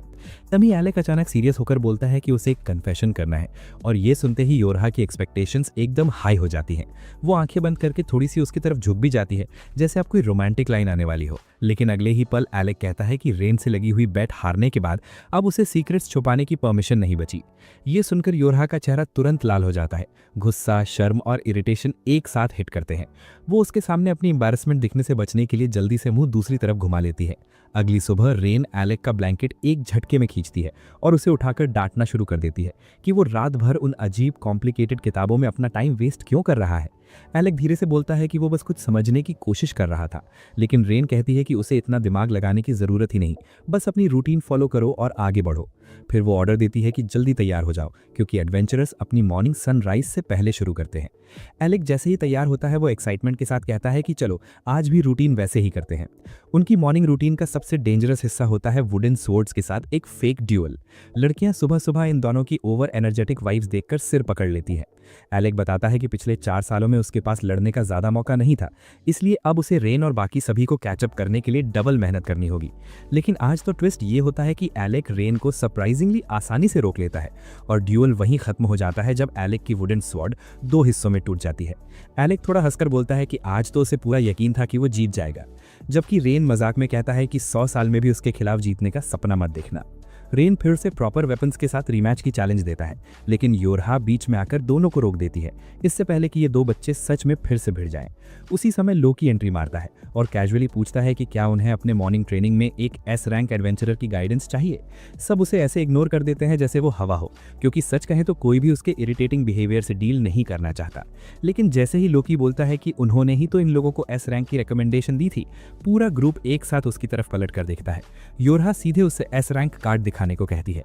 लोकी पहले मजाक बनाता है और फिर कंडीशन रखता है कि रेन उसे हमेशा रूड बिहेव करने के लिए माफी मांगे तभी वो कार्ड देगा।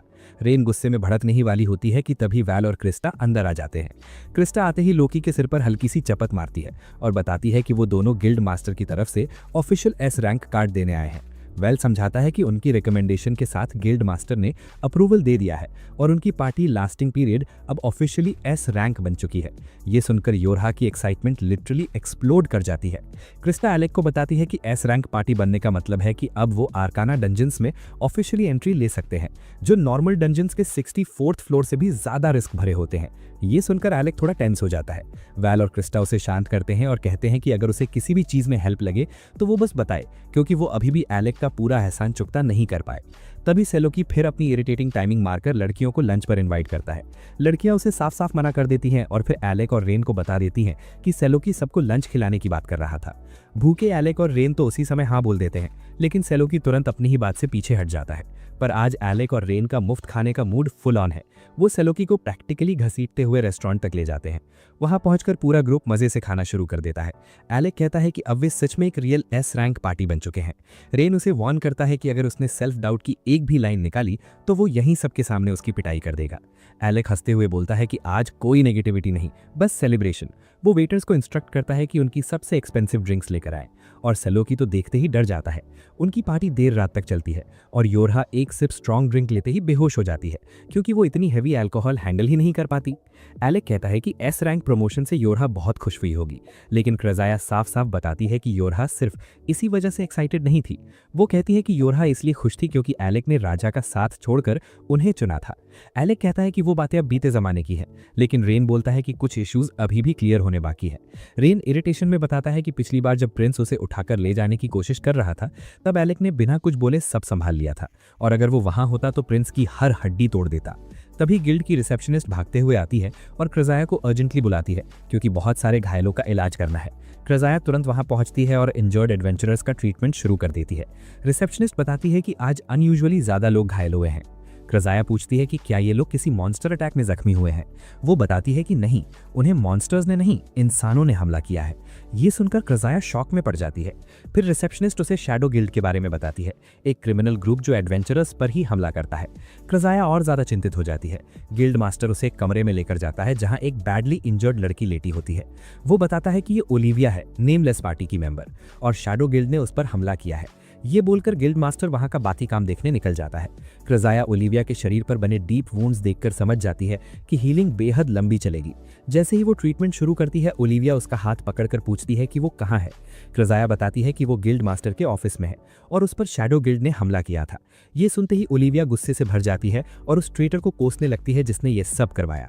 वो क्रेजाया से कहती है कि उसे जल्दी ठीक कर दे ताकि वो तुरंत जाकर उस गद्दार को पकड़ सके, लेकिन क्रेजाया सख्ती से मना कर देती है क्योंकि इतनी बुरी तरह घायल व्यक्ति को हिलाना भी रिस्क भरा है। ओलिविया गुस्से में उसकी शर्ट पकड़कर उठने की कोशिश करती है, लेकिन हालत खराब होने की वजह से तुरंत बेहोश हो जाती है। क्रजाया पूरा ट्रीटमेंट शुरू करती है, घाव साफ करती है, हीलिंग मैजिक लगाती है और पूरे ध्यान से उसकी ब्रीडिंग स्टेबलाइज करती रहती है। उसे याद आता है कि ओलिविया एक फेमस स्वॉर्ड मास्टर है और वो सोचती है कि आखिर कौन इतने बोल्ड तरीके से उस पर हमला कर सकता है। इलाज करते करते कब सुबह हो जाती है उसे पता भी नहीं चलता और वो ओलिविया के पास ही सो जाती है। दूसरी ओर एलेक पुस्तकालय में आर्काना काल कोठरी के बारे में और ज्यादा जानकारी कलेक्ट कर रहा था। तभी एक लड़के ने उसका नाम पुकारा। एलेक थोड़ी कंफ्यूजन के साथ पूछता है कि क्या वे एक दूसरे को जानते हैं और लियोर्ग नाम का लड़का मुस्कुराता हुआ जवाब देता है कि उसे बहुत भूख लगी है और एक अच्छी मिठाई उसे जल्दी बोलने पर मजबूर कर देगी। एलेक अपनी क्यूरियोसिटी कंट्रोल करते हुए लड़के को कुछ स्वीट्स देता है और फिर बताता है कि वो एस रैंक पार्टी नेमलेस का मेंबर है। ये सुनते ही एलेक लगभग अपनी कॉफी पीते पीते रुक जाता है और लियोर्ग से पूछता है कि वो उससे क्या चाहता है। लड़के ने खुलकर बताया कि उसने उसके बारे में बहुत कुछ सुना है और इसी वजह से वो उसे कालकोठरी पर रेड करने के लिए अपनी टीम में ज्वाइन करने का इन्विटेशन देने आया है। अगली सुबह क्रास्टे डिसाइड करती है कि वो ओलिविया से मिलने जाएगी और उसका हालचाल पूछेगी, लेकिन बाहर से ही किसी के रिदमिक फुटस्टेप्स की आवाज़ उसे सुनाई देती है। दरवाज़ा खोलते ही वो देखती है कि ओलिविया अपने बिस्तर पर बैठी है, लकड़ी की तलवार थामे घायल होने के बावजूद लगातार स्वॉर्ड प्रैक्टिस कर रही है। वहीं गिल्ड मास्टर थके हुए चेहरे के साथ बस वहीं बैठे उसे क्वाइटली ऑब्जर्व कर रहे हैं। क्रास्जिया तुरंत ओलिविया से कहती है कि तलवार नीचे रखे वरना उसके वुंड्स फिर से ओपन हो जाएंगे। फिर वो गिल्ड मास्टर की तरफ मुड़कर फर्मली कहती है कि वे बस बैठे बैठे उसे देखने के बजाय एक्शन क्यों नहीं लेते। गिल्ड मास्टर शांति से जवाब देते हैं कि उन्होंने रोकने की कोशिश की थी, लेकिन ओलिविया ने बिल्कुल नहीं सुना। उन्हें लगता है कि ओलिविया जैसी स्टबर्न को सिर्फ क्रास्जिया ही मैनेज कर सकती है। ओलिविया अचानक थोड़ी रूड टोन में इंटरप्ट करती है, मेरे पैर अभी भी ठीक काम नहीं कर रहे और तुम्हें अपना काम करना चाहिए ताकि मेरे लेग्स जल्दी ठीक हों और मैं अनफिनिश्ड बिजनेस कंप्लीट कर सकूं। गिल्ड मास्टर अब उसकी तरफ देखकर शांत होकर कहते हैं कि वो अपनी बातें बंद करे और बताए कि उस पर अटैक किसने किया, लेकिन ओलिविया फर्मली कहती है कि चाहे वो कितनी बार पूछ ले उसका जवाब वही रहेगा। क्रास्जिया तुरंत बीच में आती है और गिल्ड मास्टर को थोड़ी फोर्स से बाहर निकाल देती है क्योंकि उसे अब ओलिविया के वुंड्स पर पट्टियां बांधनी हैं। इतना कहकर वो गिल्ड मास्टर को कमरे से बाहर भेज देती है और ओलिविया के पास लौटती है। वो उसकी पट्टियां चेक करती है और उसके लेग्स पर नए बैंडेजेस लगाती है ताकि वुंड्स इन्फेक्शन फ्री रहें और हीलिंग सही तरीके से हो।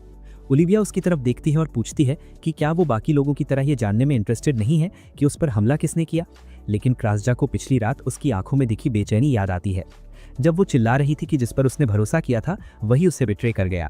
क्रास्जिया धीरे से कहती है कि उसे दूसरों के प्राइवेट मैटर्स में दिलचस्पी नहीं है, वो बस अपने काम से मतलब रखती है। ये सुनकर ओलिविया थोड़ी रिलैक्स हो जाती है और झुककर पिछली रात की बदतमीजी पर माफ़ी मांगती है।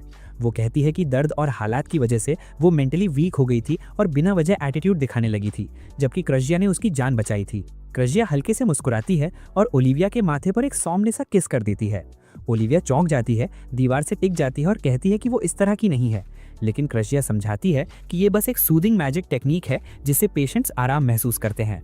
ओलिविया को अचानक माथे पर वार्मथ महसूस होती है, जैसे बचपन में माँ दिया करती थी। उसका मन शांत होने लगता है और वो कुछ गर्म पीने की मांग करती है। क्रास्जिया उसके लिए चाय डालकर नाश्ता लेने बाहर चली जाती है। ट्रेनिंग ग्राउंड में वापस आकर एलेक रेन और योरहा को बताता है कि उसकी मुलाकात नेमलेस पार्टी के लुओ से हुई थी और उसने उन्हें लैबिरिंथ डंजन में एक रेड के लिए इनवाइट किया है। रेन हंसते हुए उसे छेड़ता है कि एलेक जरूर उसके चाम में पड़ गया होगा। वो मजाक में कहता है कि कभी कभी तो उसे खुद भी डाउट होता है कि एलेक पूरी तरह से स्ट्रेट है या नहीं। फिर वो बताता है कि लुओ एक एल्फ है और उसकी उम्र उन तीनों की कुल उम्र से भी ज्यादा है। एलेक इस बात से जेन्युइनली शॉक्ड होता है क्योंकि उसे अंदाजा भी नहीं था कि एल्फ्स कितने लंबे समय तक जीते हैं, वो भी इतने यंग दिखते हुए। एलेक आगे बताता है कि लुओ और उसकी टीम जल्द ही डंजन के लास्ट फ्लोर तक पहुंचने वाली हैं, लेकिन किसी इमरजेंसी की वजह से उन्हें बीच में ही रुकना पड़ेगा। तो इसीलिए वो चाहते हैं कि एलेक और उसकी टीम जाकर फाइनल बॉस को खत्म कर लें और डंजन कोर क्रिस्टल्स हासिल कर लें। एलेक दंग रह जाता है क्योंकि लास्ट फ्लोर क्लियर करना मतलब ढेर सारा पैसा और मैसिव फेम। इसीलिए वो पूछता है कि ऐसा कौन सा अर्जेंट काम आ गया कि वो इतना बड़ा मौका छोड़ रहे हैं।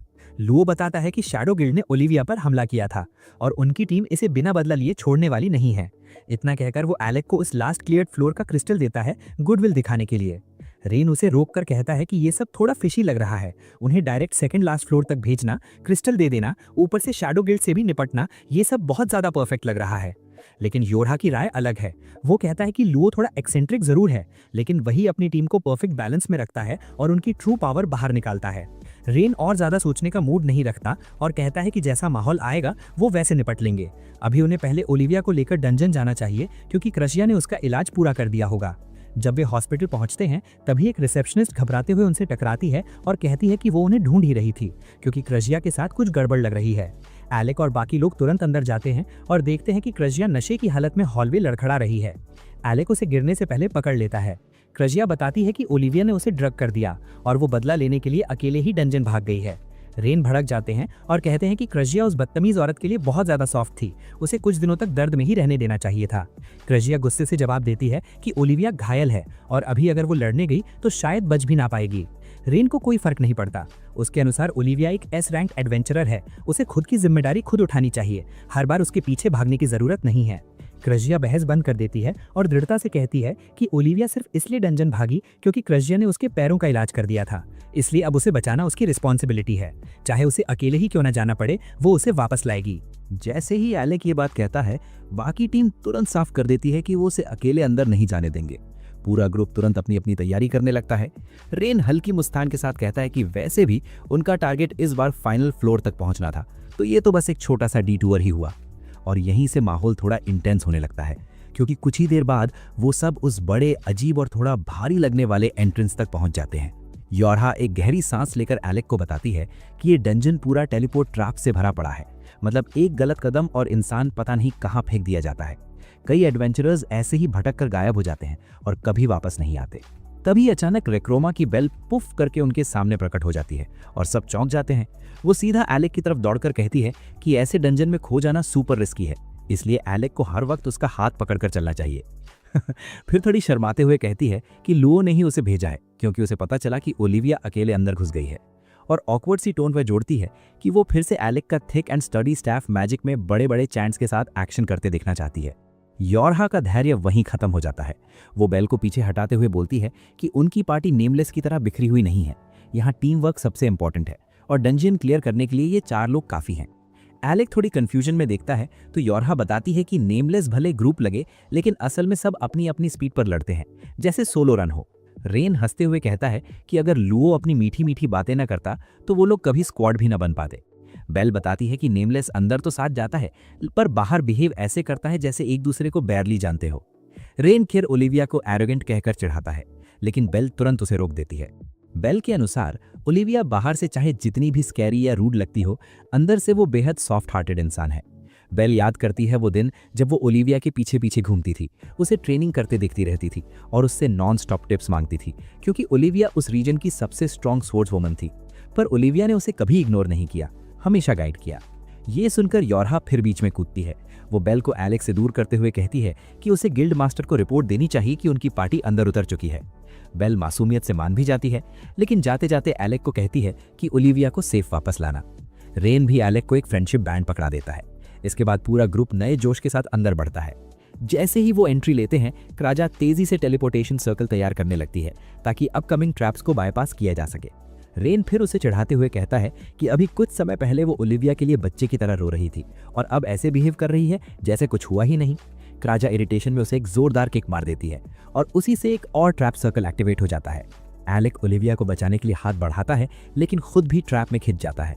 पलक झपकने भर में दोनों अलग अलग जगहों पर टेलीपोर्ट हो जाते हैं। एलेक खुद को पिग लाइक मॉन्स्टर से घिरा हुआ पाता है। वो बिना देरी किए लाइटनिंग मैजिक छोड़ता है और उन्हें हवा में उड़ा देता है। तभी पीछे से एक मॉन्स्टर के सिर को चीरते हुए एक एरो गुजरता है। ऊपर देखता है तो क्राजा एक ऊंची चट्टान पर बो रेडी किए खड़ी मिलती है। मॉन्स्टर्स खत्म होते ही एलेक पूछता है कि वो उसे ढूंढ कैसे पाई। क्राजा बताती है कि उसे पहले से अंदाजा था कि ऐसे डंजन में पार्टी का अलग हो जाने की पॉसिबिलिटी बहुत हाई है, बस इतना जल्दी होगा ये नहीं सोचा था। वो फ्रेंडशिप बैंड दिखाती है और बताती है कि ये एक स्पेशल मैजिकल लिंक है, किसी भी कोने में टेलीपोर्ट हो जाए डिवाइस इवेंचुअली उन्हें पास ले आता है। योरहा और रेन के पास भी इसका पैर है, इसलिए वो भी सेफ होंगे। इसके बाद दोनों स्मेली मडी टनल्स से गुजरते हैं और रास्ते में आते मॉन्स्टर्स को अपनी इनसेन स्पीड और स्वॉर्ड स्किल्स से साफ करते आगे बढ़ते हैं। इसी दौरान एलेक अचानक रुक जाता है। उसे जमीन पर ओलिविया की खून लगी पट्टी मिलती है। वो धीरे से कहता है कि ओलिविया यहीं कहीं आसपास है। उधर योरहा और रेन अपनी जान बचाते भाग रहे हैं, क्योंकि रेन ने क्यूरियोसिटी में एक सस्पिशियस दरवाजा खोल दिया था जो साफ साफ ट्रैप था। रेन डिफेंड करता है कि दरवाजा बहुत इंटरेस्टिंग लग रहा था। योरहा जानती है उससे बहस करने का कोई फायदा नहीं, तो वो अर्थ मैजिक से एक ऊंची दीवार बना देती है और रेन को कहती है कि वो नीचे जाकर लीडर मॉन्स्टर को खत्म करे और वो ऊपर से उसे बफ्स केगी। रेन सीधे भीड़ में कूदता है और योरहा के बूस्ट्स के साथ मॉन्स्टर को चीरता हुआ बॉस तक पहुंचता है। एक जबरदस्त स्पीयर अटैक के साथ वो बॉस को गिरा देता है। बॉस मरते ही बाकी मॉन्स्टर्स डरकर भाग जाते हैं। योरहा नीचे आती है, उसकी पीठ थपथपाती है और दोनों आगे की ओर बढ़ जाते हैं। दूसरी ओर एलेक और क्राजा तेजी से ओलिविया को ढूंढते हुए अंत में उसे एक खुली जगह पर बैठा पाते हैं। वो अपने घावों पर नई पट्टी बांधने की कोशिश कर रही होती है। वो और ज्यादा इंजर्ड दिखती है लेकिन प्रिटेंड करती है कि सब ठीक है। वो क्राजा से हीलिंग मांगती है। क्राजा तुरंत मना कर देती है कि अगर वो उसे हील कर देगी तो ओलिविया फिर से भागने की कोशिश करेगी। एलेक ओलिविया की तरफ मुड़कर पूछता है कि क्या वो किसी भी तरह का हीलिंग मैजिक जानता है। एलेक धीरे से कहता है कि उसके सारे स्पेल्स ऑफेंसिव हैं। फिर वो उसके पास बैठकर सॉफ्टली बताता है कि क्राजा सिर्फ उसकी सेफ्टी को लेकर डरी हुई है, क्योंकि ओलिविया को ढूंढते वक्त वो सच में घबरा गई थी। ये सुनकर ओलिविया का गुस्सा थोड़ा कम हो जाता है। वो क्राजा की ओर देखते हुए कहती है कि लोगों पर इतनी जल्दी भरोसा मत किया करो, क्राजा उसे पहले भी धोखा दे चुकी है। फिर वो खड़ी होती है और बोलती है कि अगर वो हीलिंग नहीं देंगे तो ठीक है, बस उसके रास्ते से हट जाए। लेकिन क्राजा पीछे हटने वाली नहीं है। वो एलेक की तरफ देखती है और उसे रास्ता रोकने को कहती है। और इसी के साथ ये एपिसोड यहीं खत्म होता है, लेकिन इसका नेक्स्ट पार्ट ऑलरेडी रेडी है। बस कमेंट करो रिवेंज। वैसे कोई टारगेट नहीं है, कल मैं नेक्स्ट पार्ट अपलोड कर दूंगा। आपके कमेंट्स देखकर और भी अच्छा लगता है। चलो मिलते हैं नेक्स्ट पार्ट में।